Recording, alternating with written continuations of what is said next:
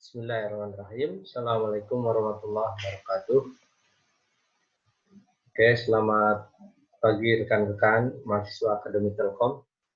Pada saat ini saya akan menyampaikan materi mengenai ini adalah dari webinar ketiga kemarin yang kita off untuk recordingnya. Jadi saya akan mengambilkan tema untuk how to write student paper to be published in journal based on Imbrad concept. Oke. Pada saat ini pembuatan paper itu jadi salah satu hal yang sangat penting untuk dilakukan, bukan hanya oleh para dosen, tapi harus dilakukan juga oleh para mahasiswa. Oke. Mungkin di sini bisa dilihat oleh rekan-rekan.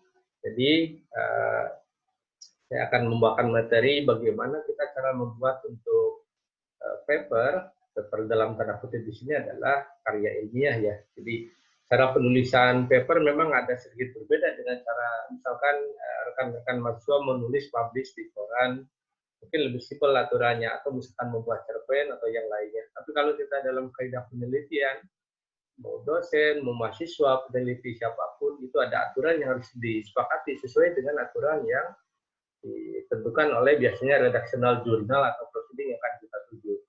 Jadi, how to write students paper for publishing in journal based on Imbrad concept. Jadi, ada satu konsep yang disebut dengan konsep Imbrad, introduction, method, result, and discussion.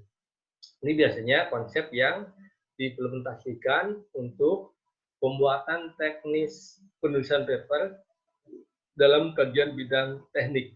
Jadi, kalau dalam bidang teknik, ada sedikit beda, karena kita beberapa bidang keilmuan itu bermacam-macam. Seperti kita di teman-teman di teknik telekomunikasi, saya di bidang teknik informatika, kemudian teknik mesin yang lain itu biasanya secara konsep hampir sama, Imran. Tapi kalau misalkan beberapa teman yang bidangnya sosial atau yang lain, itu penelitiannya bisa jadi beda. Misalkan kalau kita dengan konsep IEEE standar, biasanya itu hanya sekitar bisa 4 sampai 6 page saja, 6 halaman saja. Tetapi kalau misalkan untuk konsep sosial, di dalam jurnal itu kadang bisa ada 20 sampai 30-an.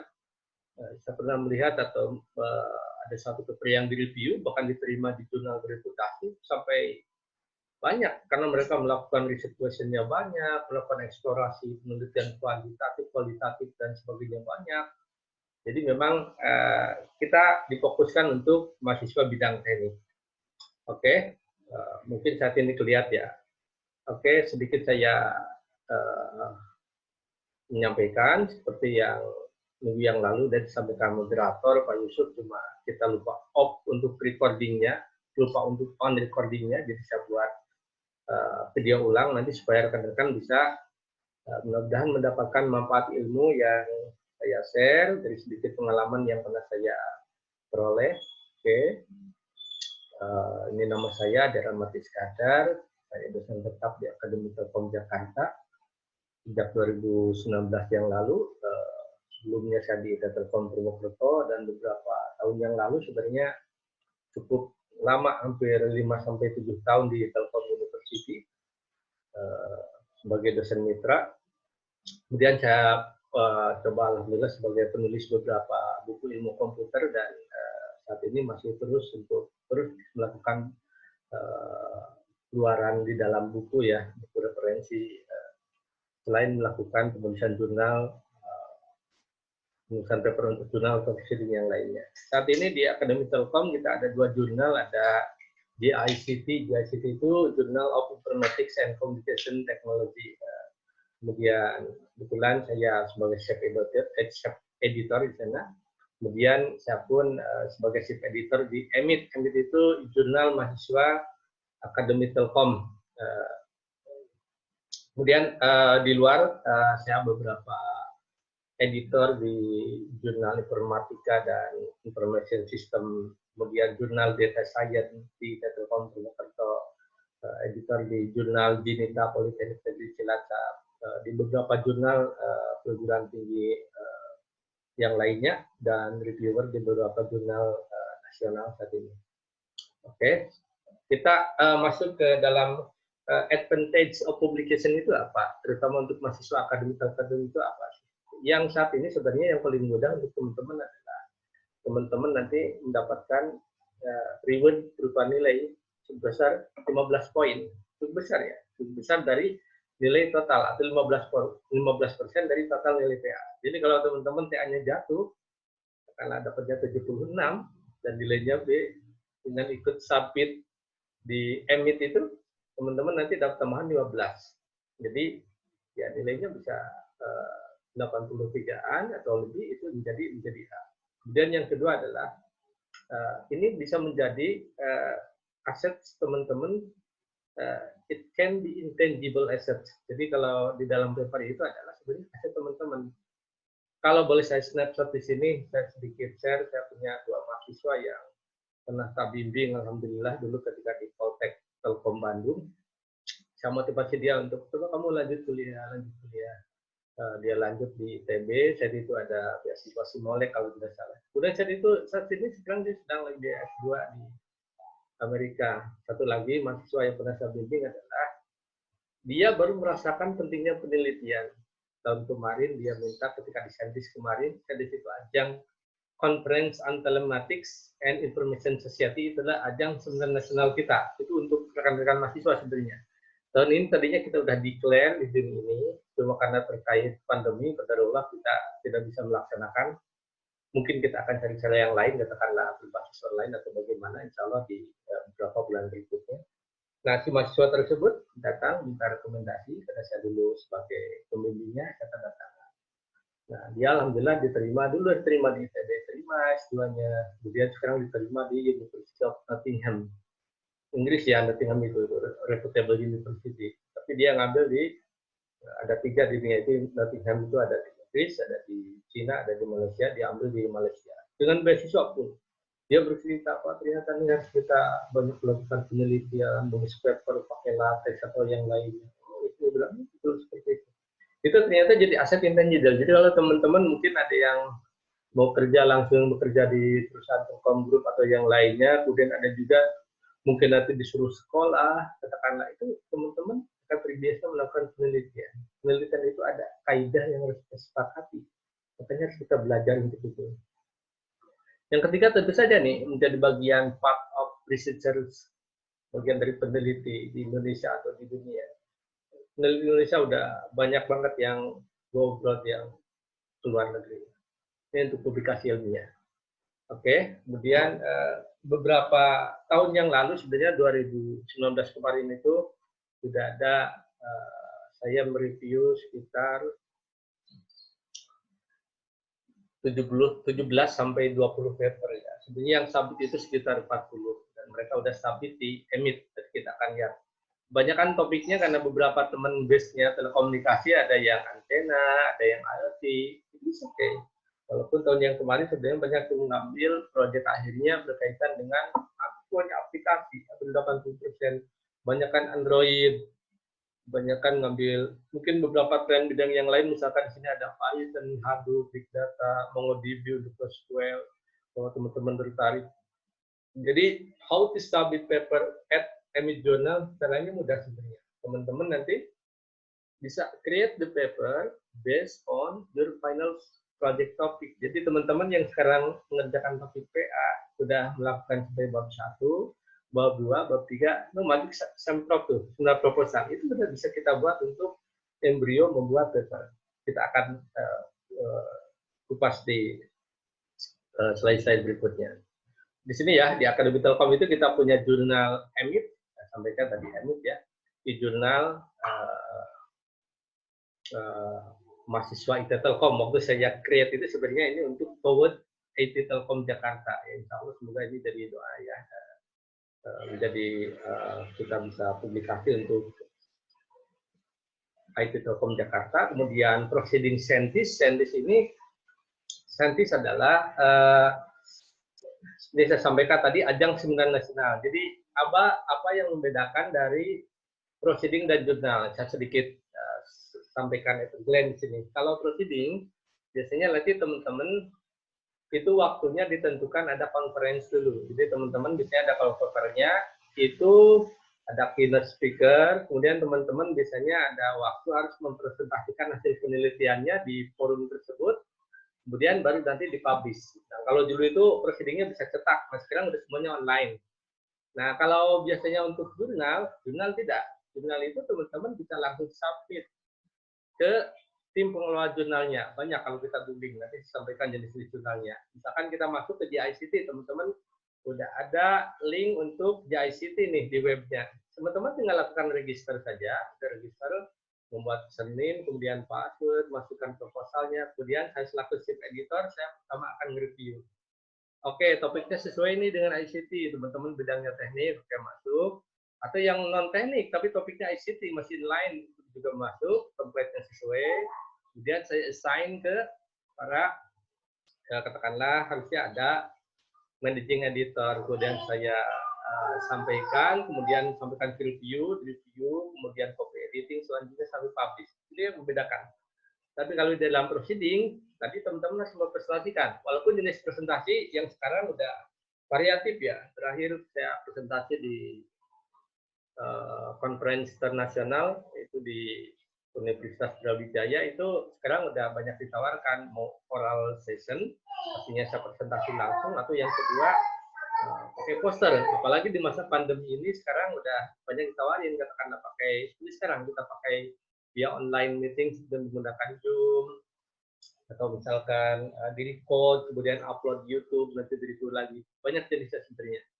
Kemudian sebenarnya beberapa jenis publication saya tidak akan bahas untuk rekan-rekan saat ini. Misalkan buku ya, tadi kenapa misalkan dosen saya tertarik untuk menulis buku-buku ya, karena selain luaran penelitian, saya buku itu sangat penting juga, karena kalau buku kita insya Allah misalkan dicetak nih di satu terbit yang populer di tataran nasional, atau dia udah bisa upload untuk luar negeri, untuk upload, kemudian dicetak katakanlah berapa ribu manfaat bisa disalurkan sampai pelosok, baik yang fisik maupun yang digital.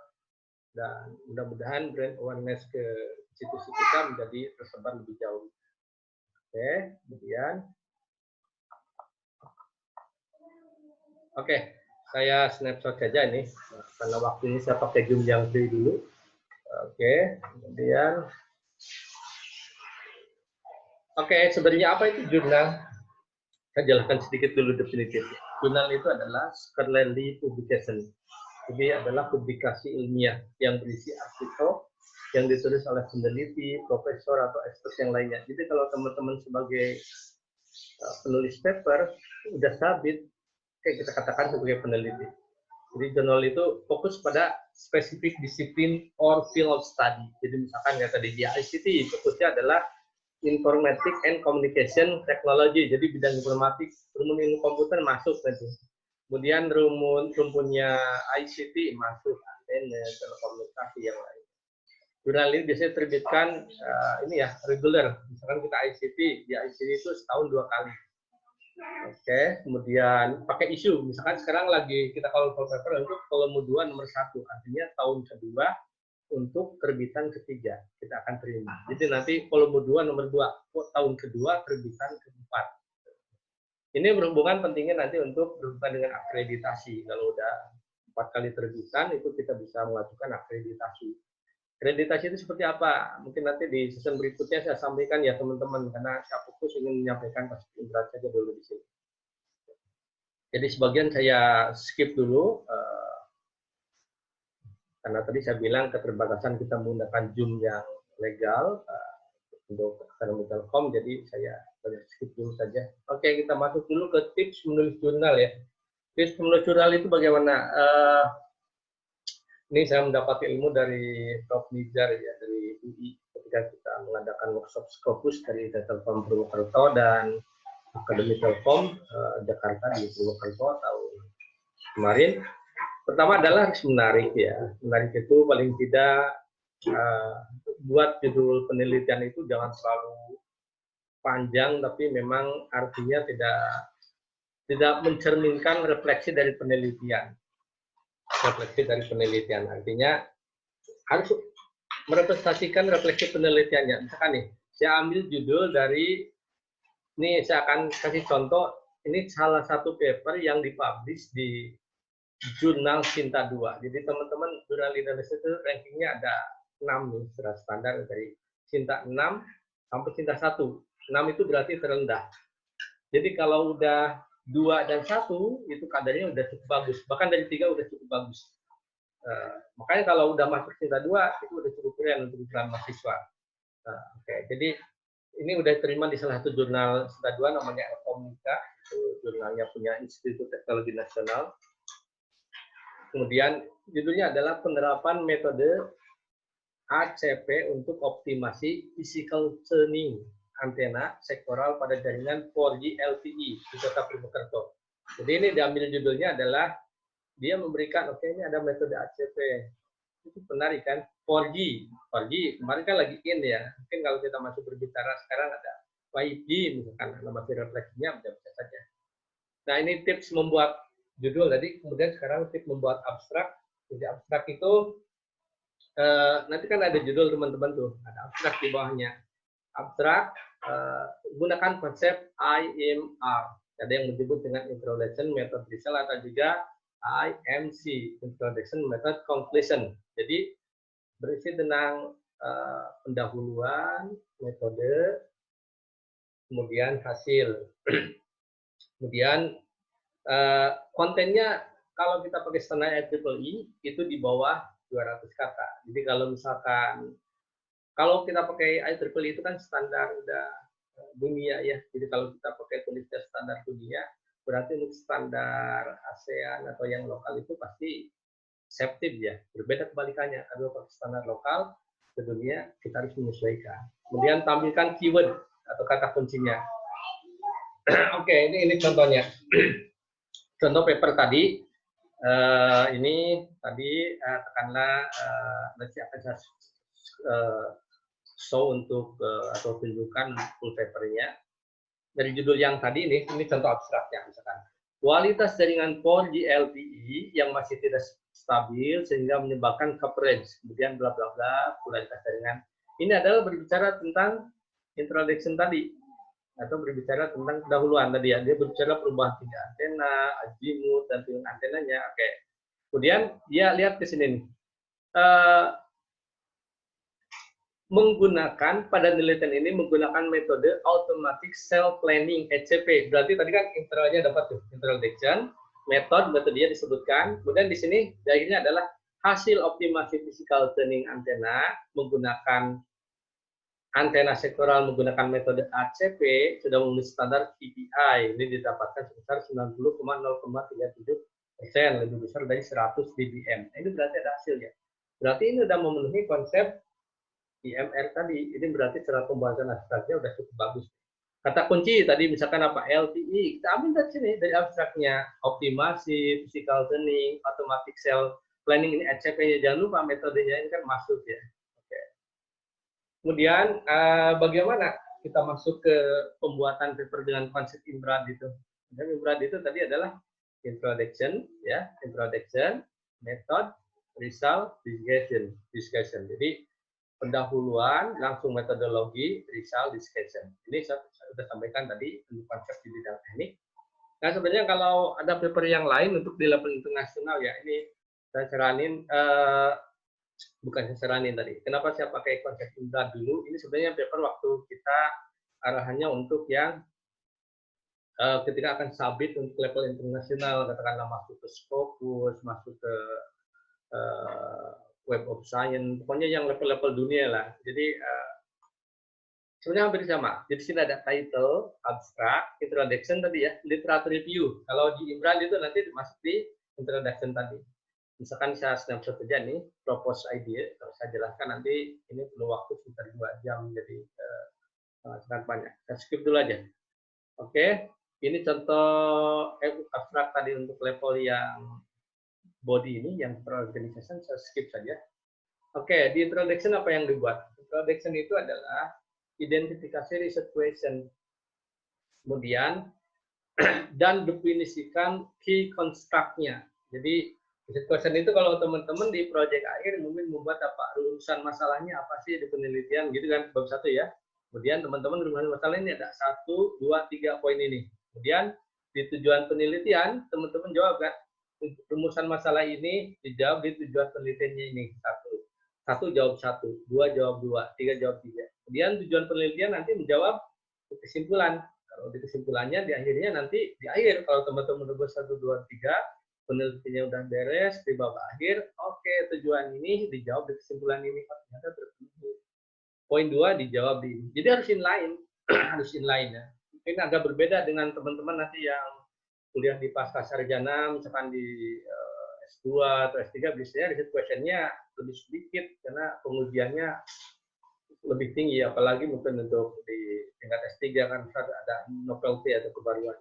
Kemudian jelaskan tadi why the riset question is important, kenapa ini penting, kemudian recognize issues raised in existing literature. Kalau bisa ada literatur review ya. Jadi kalau teman-teman yang berbicara penelitian metode ACP sebelumnya ada penelitian tentang itu enggak atau yang lain. Kemudian pembedanya apa sedikitnya. Kalau kita mengadopsi hampir penelitian yang mirip. Boleh nggak seperti itu? Boleh, menurut Prof. Nijar ya, kita adopsi. Dari itu Prof. Nijar menyampaikan ATM itu ya amati, ATM lah sekitarnya, amati, tiru, modifikasi. Kita bukan plagiat, tapi orang meneliti tentang saat ini katakanlah meneliti tentang proses WFH karena di masa pandemi. Kita sama dengan itu. Misalkan orang lain meneliti pakai blog, pakai Edmodo. Kita meneliti misalkan pakai Google Meet, pakai Zoom. Domainnya beda kan? Toolsnya beda. Boleh-boleh saja. Tapi kita tidak letterlek plagiat. Plagiat itu standarnya harus di bawah 30% kalau di standar kita di DIPI saat ini. Kalau di IEEE misalkan di bawah 20%. Nanti ada softwarenya apakah pakai ID Tanked, pakai Turnitin, atau plagiarism detector. Usahain di bawah itu.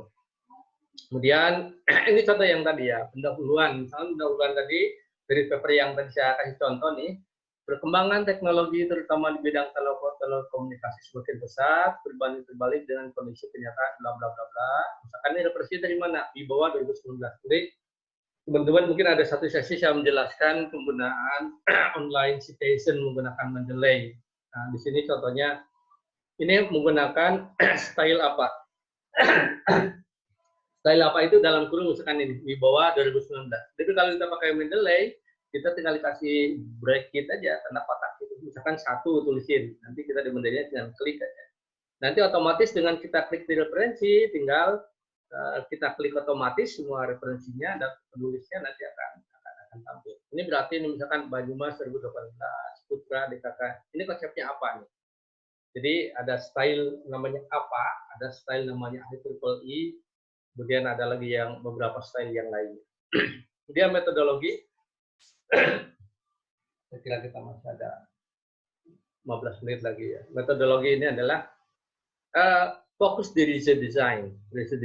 Jadi ini berisi dengan koleksi data, sampel, ukuran-ukurannya, analisis tools, kemudian juga di sini menggambarkan studi prosedur, konteks, biasanya digambarkan berupa gambar diagram atau menggunakan chart, bukan chart, misalkan kita biasanya pakai mind map atau yang lain menggambarkan seperti itu. Bebas sebenarnya, tergantung tadi dari kaidah penelitian atau sederhana misalkan dalam berbentuk kotak, ini dari dia melakukan studi literatur, nanti kita akan lihat. Nah ini contoh yang dilakukan mahasiswi tadi, artinya kalau level mahasiswi udah bisa masuk ke Sinta 2, itu udah bagus, karena di dalam jurnal Sinta 2 itu proses reviewnya tentu berbeda dengan kita jurnal yang baru. Kalau jurnal yang baru, biasanya reviewnya di chef editor, reviewer 1 kali revisi udah. Mungkin kalau di dalam Sinta 2 ke atas, biasanya dari chief editor, jurnal editor, kemudian dia akan assign ke editor section, dia akan reviewer itu cukup banyak. Nah ini, dia buat seperti ini, start, pakai flowchart, studi literatur, penentuan lokasi, pengumpulan data site existing, simulasi coverage prediction-nya, kemudian A ini berarti sambungannya A di sini, baca lagi di sini, nggak ada decision, jika iya berarti perbandingan hasil, kalau tidak balik lagi. Kemudian di bawahnya berdamaikan deskriptifnya. Oke, kemudian Result itu berarti objectively present your finding. Kita berbicara apa sih hasil temuan kita di penelitian ini. Kemudian kita jelaskan what was found, apa yang tadi ditemukan. Kemudian so that your new results are contributing. Jadi yang kita temukan tadi ternyata berkontribusi sih ke dalam penelitian. Misalkan tadi ada yang menggunakan ACP, kita katakanlah menggunakan metode yang baru, ACP itu apa? Kita berbicara tuh di metode ACP ini sampai sini dengan metode dengan kombinasi kita ACP dan metode yang baru lain kita gunakan, ternyata ada sisi pembedanya. Nanti peneliti berikutnya dia akan melakukan lagi ungkapan yang sama. Oke.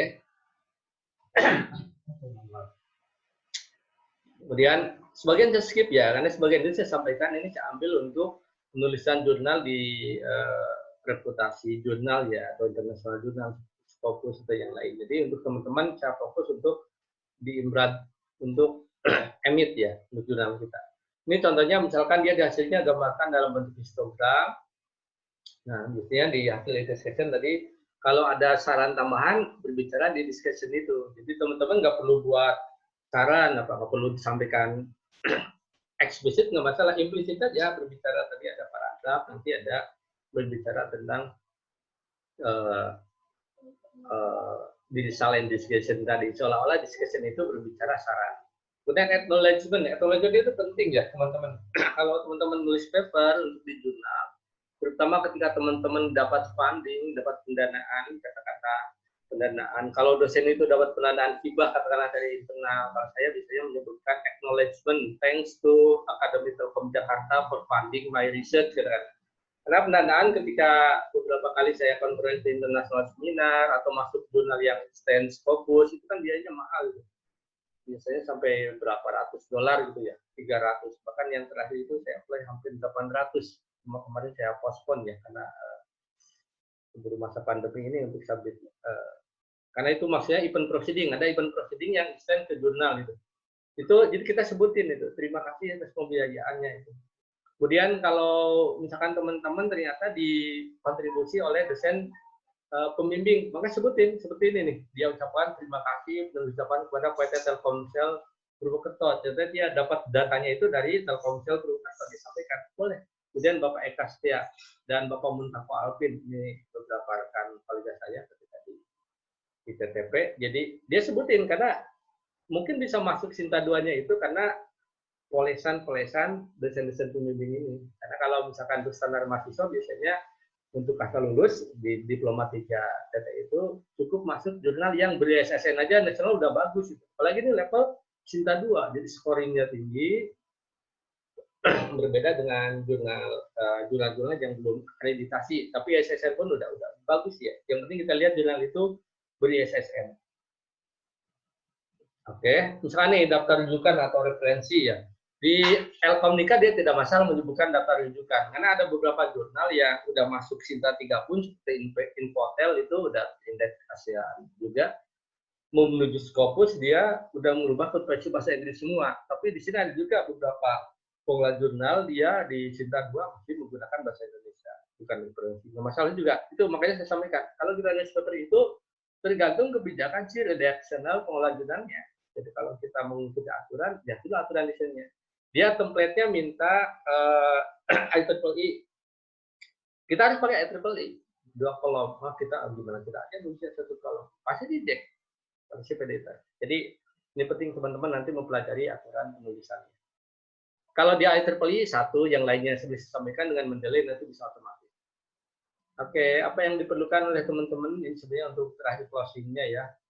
Saya akan demokan tadi untuk paper tool-nya, kita buat papernya. Read, and read. Teman-teman harus banyak baca. Jadi baca banyak perpus, baca buku, baca jurnal, mungkin bisa akses ke kita perpustakaan, akses Scopus, akses Elsevier, akses Scopus, akses IEEE Explore, teman-teman. Kemudian tadi ya yang penting ya, obey the rules of the journal. Jadi patuhi aturan jurnalnya. Kayak tadi misalkan menggunakan IEEE, katakanlah kemudian penulisannya menggunakan konsep Imbrad, kita itu juga ada aturannya. Saya tulisan referensinya kita harus menggunakan Mendeley, Jezero atau yang lainnya yang citasi online karena supaya citasi untuk penelitian yang lainnya nanti tercatat online untuk meningkatkan indeksasi indeksnya nanti. Kemudian plagiarism less than 30% ya, di sini standar.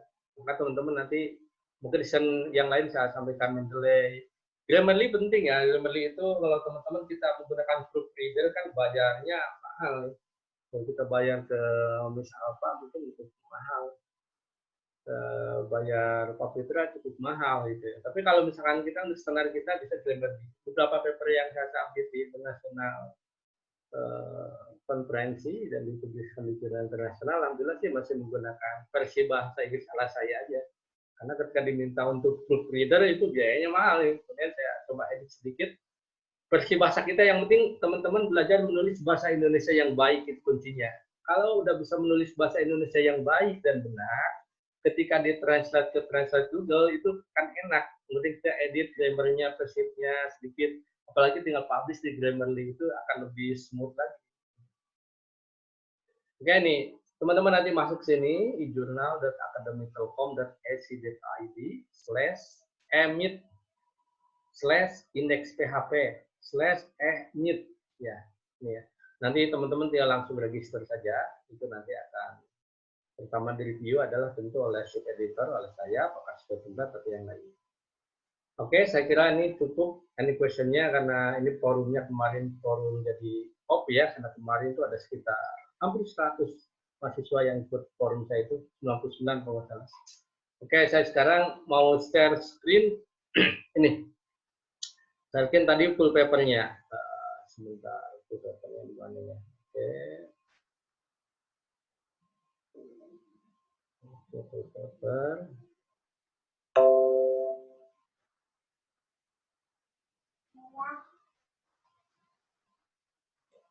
Ya, saya. Oke, full papernya ini ya. Saya share screen lagi. Oke, lihat rekan-rekan. Oke, ini kita masuk ke acara intinya. Jadi ini contoh asumsinya. Nanti teman-teman akan coaching cara buat paper ya. Kalau biasanya kita tidak terkena pandemi ya, pada waktu kita kena pandemi masa PSBB ini, biasanya tahun kemarin saya adakan workshop di kelas, kemudian termasuk langsung buka laptop, saya langsung tutor cara membuatan papernya. Tentu saja cara membuat paper para mahasiswa berbeda dengan para dosen yang lain ya. Ini misalkan tadi judulnya penerapan metode ACP untuk optimasi physical tuning antena sektoral pada jaringan 4G di kota Purwokerto. Teman-teman nanti jangan lupa tulisin, ini nggak perlu nih, ini nanti ketika udah publish, maka editornya akan menuliskan ini volume berapa, tadi biasanya berapa, ada DOI-nya, digital object identifier-nya, nama jurnalnya apa. Kemudian ini tulis namanya apatah penama contohnya. Jadi teman-teman wajib jadi penulis satu. Nah, ini saya sampaikan, saya tegaskan ke teman-teman ya. Mahasiswa itu penulis satu, teman-teman yang buat paper. Co-author, dosen, tulis 2, tulis 3. Ya. Jadi kalau beberapa paper-paper yang sebelum-sebelumnya saya banyak melihat biasanya itu didominasi oleh apalagi misalkan jika seorang dosen mengambil PA mahasiswa, tentu ini tidak baik, itu tidak pernah kita lakukan karena etikanya mahasiswa yang melakukan penelitian. Beda dengan gini, misalkan bukan dari topik PA, dosennya mengajak mahasiswa, kemudian nih kamu ikut meneliti sama saya nih, tadi ada funding nih dari PT Telkom atau dari Telkom atau dari Dikti. Topiknya ini, kamu bisa kerjain ini nggak? Ini. Oke ya. Ketika udah submit, ternyata masuk ke level jurnal reputasi. Kemudian saya bilang, dosennya tersebut jadi penulis 1. Nggak apa-apa. Memang dia kontribusinya yang buat. Mahasiswa misalkan jadi penulis 3. Walaupun dia diminta untuk bikin program, bikin alat yang lain kontribusinya. Itu udah ini. Itu udah, Anda udah masuk author saja, udah bagus. Tapi kalau untuk PA, beda ya. Saya temukan teman-teman nanti penulis 1. Kemudian prodinya D3 Teknik Telekomunikasi Akademi Teknik Telkom Jakarta ya. Jadi saya ambil contoh dari Akademi Telkom Purwokerto. Emailnya ini disarankan nanti teman-teman tidak seperti ini nih. Emailnya Anda pakai yang emailnya Akademi Telkom. pwt.ac.id ini harusnya @ittelkom pwt.ac.id, kemudian email autornya boleh tuliskan. Memang kalau beberapa jurnal reputasi saya lihat di Elsevier itu ada yang tuliskan untuk co-authornya saja, tidak mendapatkan semuanya juga masalah. Kemudian tadi revisi ini bagian editor nggak perlu kita buat, tadi abstrak ya udah dijelaskan, bla bla bla bla sampai sini tadi dapat keywordnya, ini udah dijelaskan tadi di slide sebelumnya. Kemudian dia minta di jurnal editornya itu minta ada versi bahasa Indonesia, versi bahasa Inggris, tapi hanya untuk abstrak. Maka teman-teman harus ikuti aturannya. Maka ini diubah dalam versi bahasa Inggrisnya. The quality of the 4G LTE network is still unstable, bla bla bla bla, sampai akhir ya. Keyword LTE optimization, physical tuning, bla bla bla. Nah, masuk ke pendahuluan. Tadi kan introduction ya. Ini saya sudah jelaskan tadi, ini contoh dengan konsep apa. Kemudian metode penelitian tadi ya.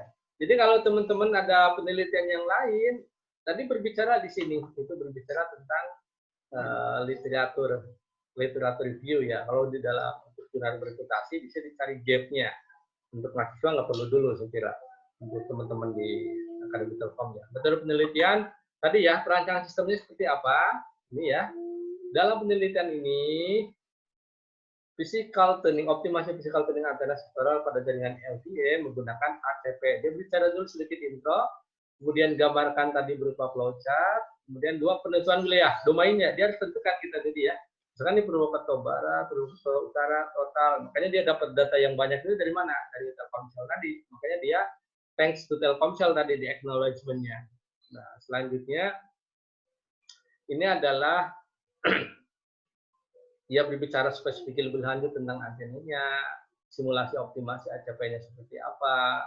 Kemudian dia berbicara tentang di sini ada flowchart atau diagram alir untuk ACP-nya. Ini udah ada penelitian dari Fox 2015, data referensinya. Kemudian parameter simulasinya dia jelaskan.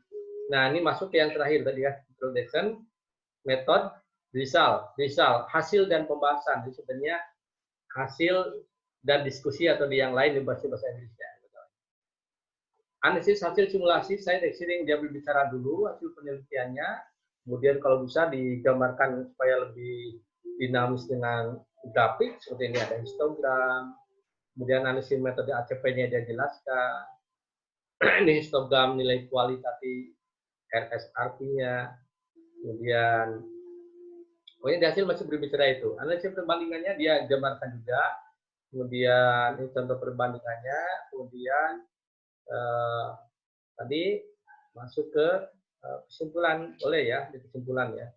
Jadi kalau misalkan tidak disimpulkan pun, tapi memang di beberapa penulisan paper itu di dalam imrat, tapi kalau misalnya kita mau dipisahkan, tadi ada paper yang outline yang disampaikan tadi untuk Scopus, ada tambahannya, biasanya pengelola jurnal tidak masalah. Yang penting memang tidak mengacu ke dalam struktur yang jauh sekali dari konsep yang distandarkan. Misalkan misalnya imrat, ini kolaborasi dengan konsep-konsepnya yang di bidang seni. Ya, saya pernah mereview paper untuk peneliti di bidang seni, yaitu hampir saya reject karena saya tidak paham awalnya, tapi setelah mendapat coaching dari penelitian, saya tahu ternyata orang seni beda cara nulis papernya. Gambarnya besar itu. Padahal kalau tadi konsep imrat kan pakai box dulu di seperti apa. Dia sampaikan kesimpulannya, tadi acknowledgement ya, kemudian daftar besar. Saya kira ini beberapa rekan, waktunya saya agak sedikit percepat ya, karena waktunya kita menggunakan Zoom yang ini. Saya kasih contoh paper yang dibuat oleh teman-teman mahasiswa Akademi Telkom. Jadi ini saya ambil Telkom snapshot saja. Oke, saya ambil paper, ini yang udah saya download, sebenarnya saya udah review, cuma reviewnya snapshot ya, ini kemarin. Ini paper yang tahun kemarin disubmit, udah dipublikasikan di jurnal EMIT. Judulnya peningkatan lebar pita frekuensi pada antena microstrip dengan stub feeding untuk layanan 4G. Ada juga beberapa paper yang berhubungan dengan sistem pengolahan aplikasi apa berbasis Android, bla bla bla. Banyak sebenarnya. Saya ambil snapshot dulu saja. Satunya, misalkan namanya ini Mega Larasati, pembimbingnya Bujus. Apa yang kita koreksi dari paper ini? Ini udah betul ya, isi afiliasinya Akademi Telkom Jakarta, kemudian selamat. Nah, di sini tadi ya, poinnya ya, Mega ini harus di ubah pakai emailnya Mega Larasati, katakanlah @student.akademitelkom.id. Jadi kalau teman-teman belum dapat email, minta ke Siswo, ya, minta ke Siswo. Teman-teman wajib punya email institusi, karena itu akan menambah volume institusi. Kemudian penulisnya ditulis juga untuk dosennya. Tadi misalkan Yus Natali @akademitelkom. Beberapa saya dengan mahasiswa mereka udah tahu biasanya nama mahasiswanya apa dengan email institusi, kemudian koma katakanlah kader@akademitelkom.ac.id. Itu harus menggunakan email institusi. Kemudian ini adalah tadi konsepnya, saya tidak review lagi. Ini hanya saya membandingkan konsep Imran, tapi dia menggunakan template IEEE. IEEE itu 2 kolom seperti ini ya. Mudah-mudahan nih. Kalau misalkan di EMIT minta teman-teman nulis